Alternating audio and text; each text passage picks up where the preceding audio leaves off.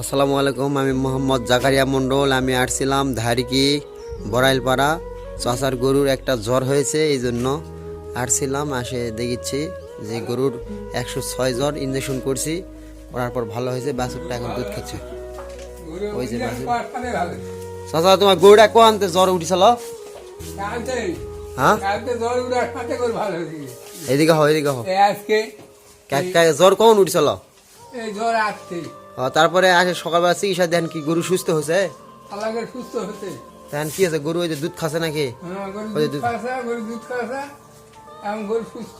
আর কালকে হলো কি ঝিম পাউডার চলো? হ্যাঁ, কালকে জিম পাওয়া চলো, খাওয়া চলো। আমি কি খাইনি, আমি কি ডাক্তারি পারি? ডাক্তারি পারি। আগে তো বিগত 2-3 বার যে তোমার গরু চিকিৎসা করছে, ভালো হয়েছিল? আল্লাহকে ভালো হয়েছে। কেঙ্গা বেশি টাকা লেই না কমলে না কয়টা ইঞ্জেকশন দেই নাকি? টাকা পয়সা বেশি লেই না, মনে করি যে লেই চিকিৎসা কি ভালো? চিকিৎসা ভালো, মানুষের উপকৃত হবে আমি চিকিৎসা দিলে? আল্লাহ করে ভালোই হবে। চিকিৎসা দিলে ভালো হবে। ও, তোমার চিকিৎসাটাই ভালো, তোমার চিকিৎসাই ভালো শিখবে। আমি ছোট চেঙ্গা মানুষ, কয় চিকিৎসা পারে কি পারে না।